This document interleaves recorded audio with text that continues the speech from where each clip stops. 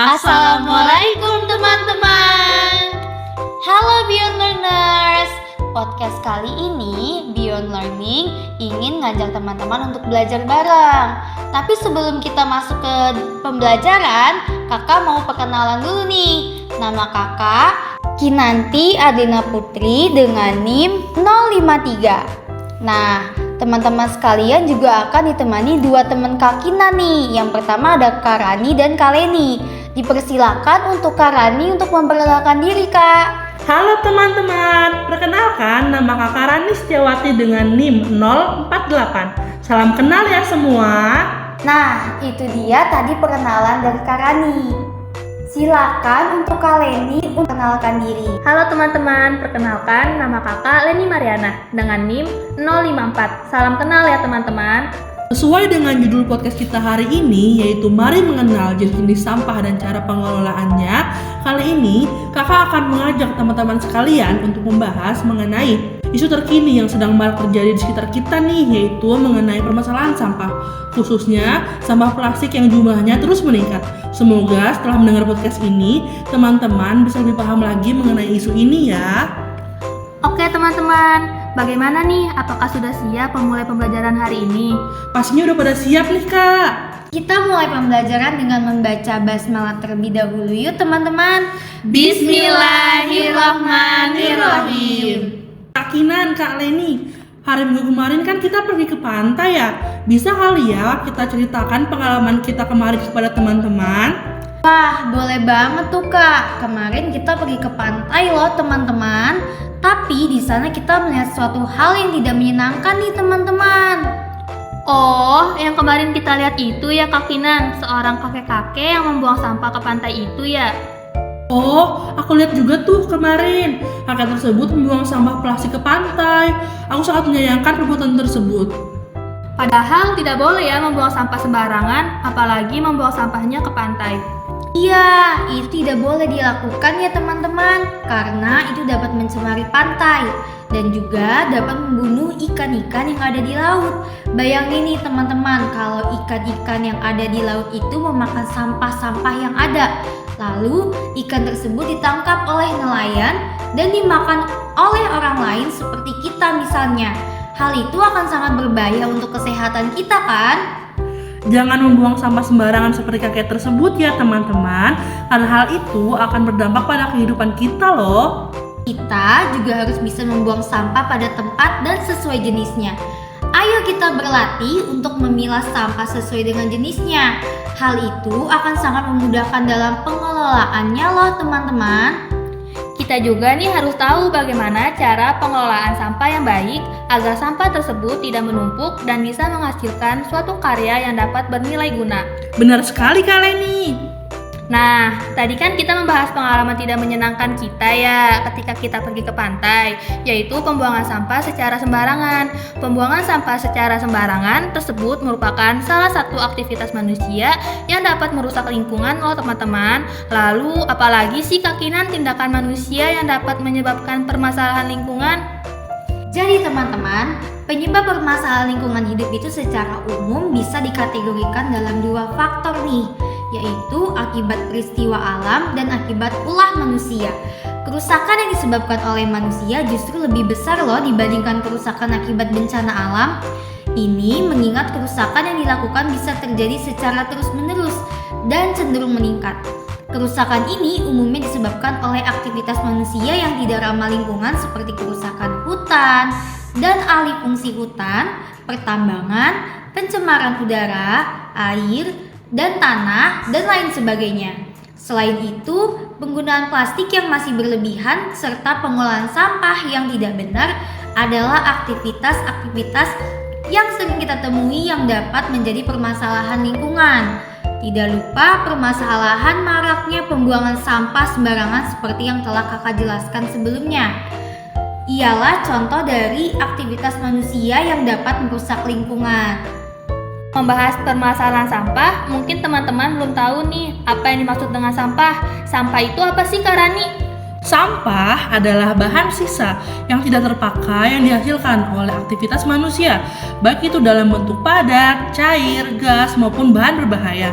Sampah terdiri dari berbagai macam bahan seperti sisa makanan, kertas, plastik, logam, kaca, tekstil, bahan kimia, dan limbah medis.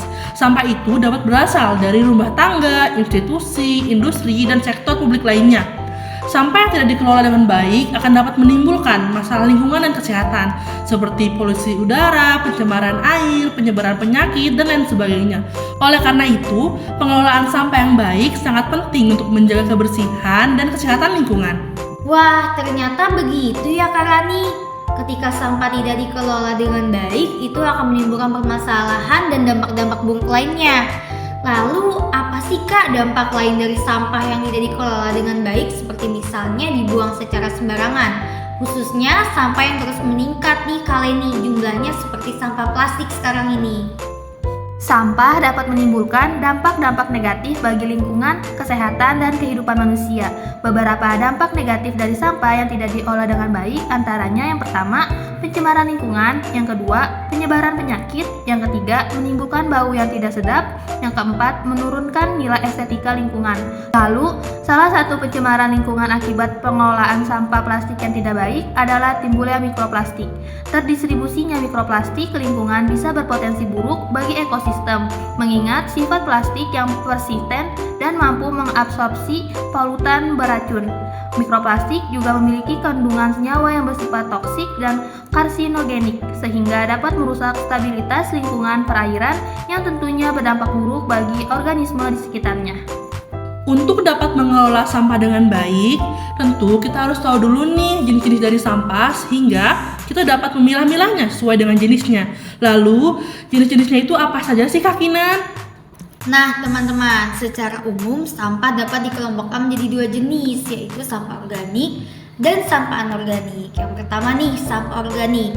Sampah organik adalah jenis sampah yang berasal dari sisa-sisa makanan dan tumbuhan yang mudah terurai secara alami oleh mikroorganisme. Sampah organik contohnya adalah sisa makanan, daun, ranting, dan sebagainya. Sampah organik biasanya terurai menjadi bahan organik seperti kompos. Nah, jenis sampah yang kedua yaitu sampah anorganik. Sampah anorganik adalah jenis sampah yang tidak mudah terurai teman-teman, dan biasanya berasal dari bahan-bahan seperti plastik, kaca, logam, dan lain sebagainya. Sampah anorganik juga dapat terdiri dari bahan kimia berbahaya seperti baterai, lampu neon, dan sebagainya. Sampah anorganik biasanya tidak dapat terurai secara alami dan memerlukan pengelolaan khusus untuk dapat didaur ulang. Wah, ternyata ada jenis sampah organik dan anorganik teman-teman. Lalu untuk pengelolaannya sendiri itu bagaimana ya Kak Kinan? Nah, cara pengelolaannya teman-teman, ketika kita berada di luar rumah, kita sering melihat tempat sampah yang berwarna-warni kan? Nah, tempat sampah yang berwarna tersebut dibuat untuk mempermudah pengelolaannya. Contohnya, seperti tempat sampah berwarna hijau yang menjadi tempat sampah bagi sampah organik. Tempat sampah berwarna kuning yang menjadi tempat sampah bagi sampah anorganik, dan tempat sampah berwarna merah yang menjadi tempat sampah bagi sampah B3, yaitu sampah yang mengandung bahan berbahaya dan beracun. Selain tempat sampah yang berwarna-warni guna memudahkan pengelolaannya, terdapat juga konsep 3R teman-teman, reduce, reuse, dan recycle, atau pengurangan, penggunaan kembali, dan mendaur ulang sampah, yang merupakan salah satu cara dalam pengelolaan sampah, terutama sampah yang dihasilkan dari limbah rumah tangga. Contoh dari penerapan langkah reduce adalah membawa botol minum atau alat makan sendiri, sehingga tidak perlu menggunakan berbagai alat makan dan minum sekali pakai. Contoh dari penerapan reuse adalah menggunakan botol sabun mandi atau sampo dan mengisinya dengan membeli produk isi ulang. Sementara teman-teman, contoh penerapan dari recycle adalah mendaur ulang sampah-sampah yang tidak terpakai menjadi barang yang bernilai. Oh, seperti itu ya. Kak Rani tertarik nih sama konsep 3R yaitu recycle. Ternyata sampah, khususnya sampah plastik itu bisa didaur ulang ya. Berarti bisa dijadikan kerajinan tangan ya Kak? Tentu saja Kak Rani, kreativitas pemanfaatan sampah plastik menjadi kerajinan tangan adalah solusi yang cukup baik untuk mengubah sampah plastik menjadi barang yang berguna. Bahkan memiliki nilai jual serta dapat dikreasikan menjadi barang yang mempunyai nilai estetika. Banyak sekali kerajinan tangan yang dapat kita buat dari bahan sampah plastik, misalnya seperti tas belanja, lampu hias, dompet, keranjang, tempat pensil, hiasan bunga, hiasan kamar, aksesoris, dan lain-lain. Hal yang terpenting adalah bahan pembuatan kerajinan yang hendak dibuat adalah bahan plastik tak terpakai yang sudah tersedia di rumah. Wah, luar biasa sekali ya teman-teman. Nah, sepertinya cukup nih untuk materi kita hari ini. Gimana nih teman-teman? Udah pada tahu kan berbagai jenis sampah dan cara pengelolaannya? Kalian bisa mulai terapkan itu dalam kehidupan kalian sehari-hari ya. Setelah mendengarkan penjelasan materi, yuk teman-teman kita mengisi kuis. Kakak akan membacakan 10 soal kuis. Lalu teman-teman bisa menjawabnya pada kolom komentar di bawah ya. Pertanyaan pertama, jelaskan salah satu contoh kegiatan manusia yang menyebabkan terjadinya permasalahan lingkungan. Pertanyaan kedua, pengertian dari sampah adalah. Pertanyaan ketiga, sebutkan dampak negatif dari kegiatan manusia yang tidak mengelola sampah dengan benar bagi lingkungan. Pertanyaan keempat, jelaskan pengertian dari sampah organik beserta contohnya. Pertanyaan kelima, jelaskan pengertian dari sampah anorganik beserta contohnya. Pertanyaan keenam, Rani habis makan pisang. Kemudian kulit pisang tersebut ingin dibuangnya ke tempat sampah. Jenis dan warna tempat sampah apakah yang sesuai dengan sampah tersebut? Pertanyaan ketujuh, Kinan memakai tas belanja ketika ingin berbelanja di pasar. Tindakan yang dilakukan oleh Kinan merupakan penerapan 3R, yaitu. Pertanyaan ke-8, Leni tidak sengaja menjatuhkan gelas beling ke lantai. Kemudian, pecahan beling tersebut dibuang oleh Leni. Jenis dan warna tempat sampah yang mana yang harus dipilih Leni?